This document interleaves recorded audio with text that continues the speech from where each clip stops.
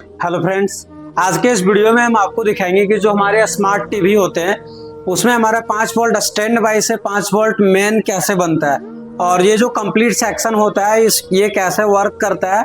तो कंप्लीट इस वीडियो में आपको मिलने वाला है कि जब हमारे टीवी स्टैंड बाई में मोड में होता है उसके बाद जैसे ही हम स्टैंड बाई को रिलीज करते हैं तो मेन वोल्टेज कैसे बनता है। अगर ये प्रॉब्लम आपके में होता है कि स्टैंड बाई से रिलीज ही नहीं हो रहा है तो वहाँ पे हमारा मेन सेक्शन भी खराब हो सकता है जो 5 वोल्ट स्टैंड बाई को मेन में कन्वर्ट करता है। तो देखिए हमारे पास एक डायग्राम है और यहाँ पे आपको कंप्लीट प्रोसेस आपको दिखेगा कि कैसे कैसे हमारा वोल्टेज प्रॉपर बनता है। ये जो सेक्शन होता है इसमें दो कंपोनेंट को यूज किया जाता है, एक हमारा मॉसफेट होता है और दूसरा हमारा एक ट्रांजिस्टर होता है। दोनों को मिला करके और 5 वोल्ट स्टैंड बाई से मेन में कन्वर्ट किया जाता है। तो सबसे पहले अगर हम यहाँ पे देखें तो यहाँ आपको 5 वोल्ट एसटीबी वोल्टेज दिख रहा होगा जो स्टैंड बाई है।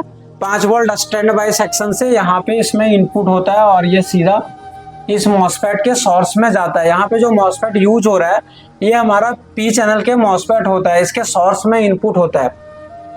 उसके बाद अगर हम यहाँ पे देखें तो देखिए यहाँ पे जैसे ही देखेंगे यहाँ पे एक रजिस्टर लगा हुआ है और एक यहाँ पे दूसरा रजिस्टर लगा हुआ है। ये रजिस्टर लगा करके इसके गेट पे सप्लाई दिया हुआ है। अब यहीं पे इसे स्विचिंग करा जाता है क्योंकि 5 वोल्ट स्टैंड बाई तो ये पहले ही मिल जाता है जब हमारा स्टैंड बाई बनता है, लेकिन ये गेट तब इनेबल होना चाहिए जब हम टीवी को ऑन करते हैं। जैसे ही हम रिमोट से प्रेस करते हैं पावर बटन उसके बाद इसके गेट को इनेबल कराया जाता है ताकि ये वोल्टेज पहले ना बने, क्योंकि ये मेन वोल्टेज है। अगर ये वोल्टेज बन जाएगा तो हमारा टीवी क्या होगा, ऑन हो जाएगा, पहले ही वो ऑन हो जाएगा। जैसे हम प्लग लगाएंगे ऑन हो जाएगा। उसे रोकने के लिए यहाँ पे इस वोल्टेज को बीच में मॉसफेट का यूज किया जाता है।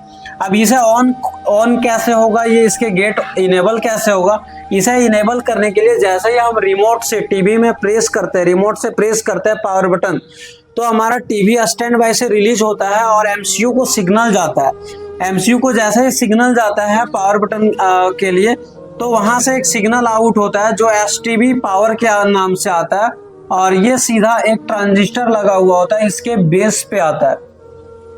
अगर यहाँ पे देखें तो यहाँ हमारा 3.3 वोल्ट के लगभग आता है, लेकिन ये वोल्टेज डिवाइडर के थ्रू हो करके और यहाँ से ग्राउंड मिल जाता है जिसके कारण यहाँ वोल्टेज लो हो जाता है। लो होने के बाद इसका बेस इनेबल हो गया और ये जो टर्मिनल था वो सीधा इधर से ग्राउंड से शॉर्ट हो जाएगा, ग्राउंड से प्रॉपर टच हो जाएगा। अब हमारे पास यहाँ पे पी चैनल के मॉसफेट लगा हुआ है तो इसके गेट पे लो वोल्टेज बनना चाहिए, क्योंकि अगर आप पहले देखें तो देखिए अगर ये 5 वोल्ट यहाँ पे स्टैंड बाई आया हुआ है तो ये वोल्टेज सीधा इस रजिस्टर से होते हुए ये सीधा इस रजिस्टर से होते हुए ये सीधा कहाँ पे, इसके गेट पे भी जा रहा था। सेम वोल्टेज जो यहाँ सोर्स पे जा रहा है वही इसके गेट पे भी जा रहा है, लेकिन ये गेट इनेबल नहीं था उस टाइम क्योंकि ये पी चैनल के मॉसफेट है। पी चैनल के मॉसफेट में जितने हमारे आउटपुट होता है उससे लो वोल्टेज बनना चाहिए, तभी ये इसके गेट इनेबल होगा और आउटपुट होगा। अब जैसे ही ये ट्रांजिस्टर इनेबल हुआ तो यहाँ से ये वोल्टेज ग्राउंड होना चालू होगा तो ये रजिस्टर क्या करेगा, पुल अप के तरह काम करेगा और पुल अप के तरह काम करेगा तो ये वोल्टेज सीधा हमारा यहाँ पे लो हो जाएगा। लो वोल्टेज जब होगा कब, जब हम पावर बटन को प्रेस करते हैं, जब टीवी के पावर बटन प्रेस करते हैं तो यहाँ से सप्लाई आया और ये वोल्टेज डिवाइडर के थ्रू लो हो करके इसके बेस को इनेबल किया। बेस इनेबल हुआ तो यहाँ से इस रजिस्टर में जो वोल्टेज गुजर रहा था ये ग्राउंड होने लगा, जिस कारण से यहाँ वोल्टेज लो हो गया। जैसे ही लो हुआ तो ये गेट इनेबल हो जाएगा और यहाँ से आउटपुट मिल जाएगा और यहाँ भी मिलेगा 5 वोल्ट, लेकिन ये मेन वोल्टेज रहेगा, ये मेन वोल्टेज है।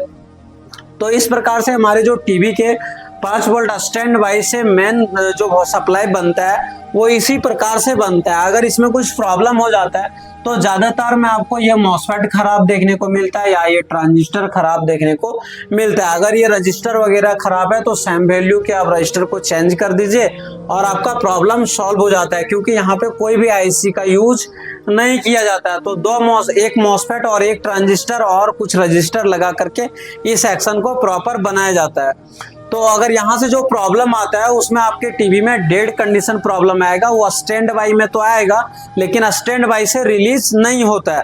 इस प्रकार से अगर आप ट्रेसिंग करेंगे तो कंप्लीट आप फॉल्ट फाइंडिंग कर सकते हैं कि हमारा मेन सप्लाई क्यों नहीं बन रहा है। तो दोस्तों अगर इस वीडियो से आपको कुछ सीखने को मिला होगा तो आप हमारे चैनल को सब्सक्राइब कर सकते हैं।